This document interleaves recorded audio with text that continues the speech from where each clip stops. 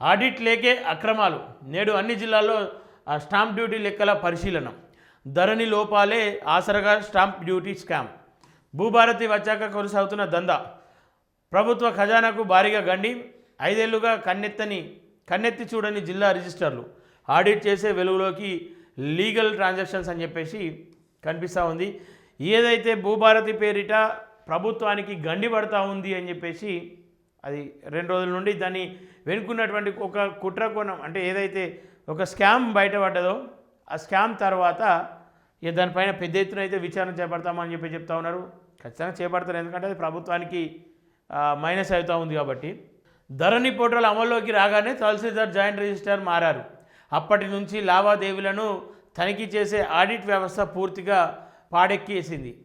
దస్తావేజులు సరిగ్గానే ఉన్నాయా, ప్రభుత్వ నిర్ణయించిన స్టాంప్ డ్యూటీ కడుతున్నారా అని పరిశీలించాల్సిన జిల్లా రిజిస్టర్ గత ఏడాదిగా 5 ఏళ్లుగా అటువైపు చూడడమే మానేశారు.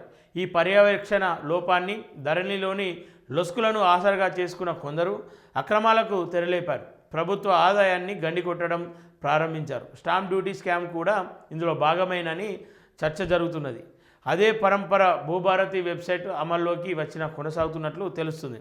అసలు రిజిస్ట్రేషన్ల బాధ్యతలు రెవెన్యూ శాఖకు అప్పగించడంతో మొదలైన ఈ దందాలో ఇంకెన్ని రూపాయలు కోట్లు కొల్లగొట్టారన్న అనుమానాలు వ్యక్తమవుతున్నాయి. దీంతో అక్రమాలు సహకరించిన తెర వెనుకున్న అధికారులపై యాక్షన్ తీసుకోవాలనే డిమాండ్ వినిపిస్తుంది. కన్నెత్తి చూడని జిల్లా రిజిస్టర్లు. ధరణి పోర్టల్ రాకముందు భూ దస్తావేజులు పని బాధ్యతలు అధికారులని స్టాంప్ అండ్ రిజిస్ట్రేషన్ శాఖనే. రిజిస్ట్రేషన్ల చట్టం 1908 ప్రకారం వాళ్ళు విధులు నిర్వహించేవారు. భూక్రయ విక్రయాలకు జిల్లా రిజిస్టర్ ఆడిట్ అధికారి వ్యవహరించేవారు. తమ పరిధిలో అన్ని సబ్ రిజిస్టర్ కార్యాలయాలను తనిఖీ చేసి ర్యాండంగా రిజిస్ట్రేషన్ దస్తావేజులను పరిశీలిస్తారు. స్టాంప్ డ్యూటీ లేవి తక్కువగా చూపిస్తే క్షేత్రస్థాయిలో పరిశీలించే అధికారం ఉంది.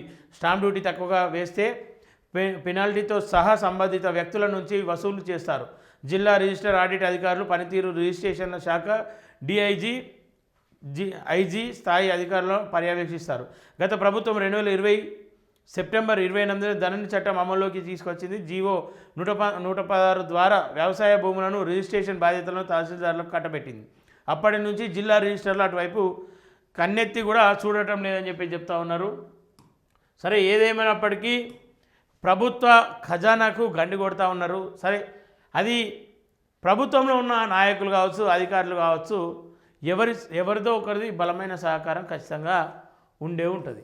ఎవరి సహకారం లేకుండా ఒక మీ సేవకు సంబంధించిన ఆయనో లేదంటే ఇంకొకరో అంత పెద్ద గండి అంటే వేల కోట్లలో జరిగింది అని చెప్పేసి అంటే అది ఒకరిద్దరి వల్ల అయితే అయ్యేటువంటి పని కాదు, అది బయట వ్యక్తులతో అయ్యేటువంటి పని కాదు.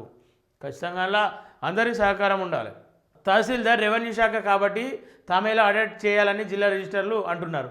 అమ్మకాలను గిఫ్ట్లుగా మార్చి సాధారణంగా భూమి క్రయ విక్రయాల్లో స్టాంప్ డ్యూటీ ఎక్కువగా ఉంటుంది. అయితే రక్ష సంబంధికులకు గిఫ్ట్ డీడ్ చేస్తే తక్కువ ఖర్చుగా ఉంటుంది. దీని ఆసరాగా చేసుకొని బయటి వ్యక్తులను కూడా బంధువులుగా మార్చి కొందరు అక్రమాలకు పాల్పడుతూ ప్రభుత్వ ఖజానాకు గండి కొడుతున్నట్లు తెలుస్తుంది. అయితే సరైన స్టాంప్ డ్యూటీ వచ్చిందా లేదా అన్నది జాయింట్ సబ్ రిజిస్టర్లు పరిశీలన చేయలేదనే ఆరోపణలు ఉన్నాయి. నోటిఫై కాకుండానే రిజిస్ట్రేషన్లు అని చెప్తా ఉన్నారు. హైదరాబాద్ జిల్లాలోని అన్ని మండలాలు, రంగారెడ్డి జిల్లాలోని సరూర్ నగర్, మేడ్చల్ జిల్లాలోని బాల్నగర్, కుకట్పల్లి తహసీల్దార్లు మినహాయించి అందరినీ జాయింట్ సబ్ రిజిస్టర్లు నోటిఫై చేశారు. జీవో ప్రకారం కుకట్పల్లి తహసీల్దార్ జాయింట్ సబ్ రిజిస్టర్ కాకపోయినా శంషీగూడలోని సర్వే నెంబర్ 57లో అనేక రిజిస్ట్రేషన్లు చేశారని, లేని అధికారాన్ని వినియోగించుకొని ఏ విధంగా సేల్ డీడ్స్ చేశారో అంతు చిక్కడం లేదని రిటైర్డ్ జాయింట్ కలెక్టర్ సురేష్ పోదర్ దిశకు వివరించారు.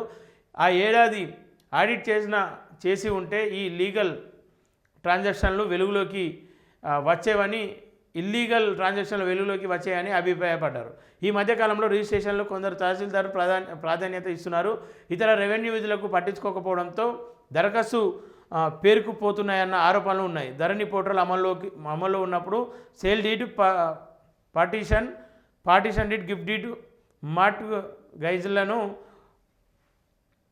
పరిమితం చేశారు. భూభారతి చట్టం అమలులోకి వచ్చిన తర్వాత అన్ని రకాల దస్తావేజులను చేసే అధికారాన్ని తహసీల్దార్కు కట్టబెట్టారు. స్టాంప్ డ్యూటీ, రిజిస్ట్రేషన్లు, ఫీజు, యూజర్ ఛార్జీలు, ఇతర ఫీజులు మొత్తం కలుపుకొని చలానా ద్వారా అమౌంట్ చెల్లిస్తారు. అయితే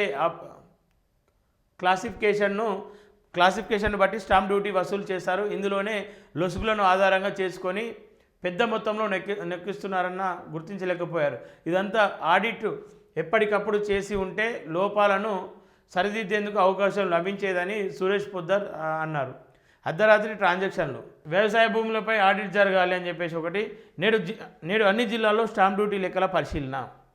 ఇది ఏది ఏమైనప్పటికీ కూడా ఖచ్చితంగా రైతుల నుండి సేల్ డీడీ, గిఫ్ట్ డీడీ అని చెప్పేసి రైతుల నుండి పెద్ద మొత్తం వసూలు చేసి, కానీ ప్రభుత్వానికి చెల్లించాల్సిన పన్ను ఏదైతే ఉందో, ఫీజు ఏదైతే ఉందో దాన్ని మాత్రం కొల్లగొట్టే ప్రయత్నం చేశారు.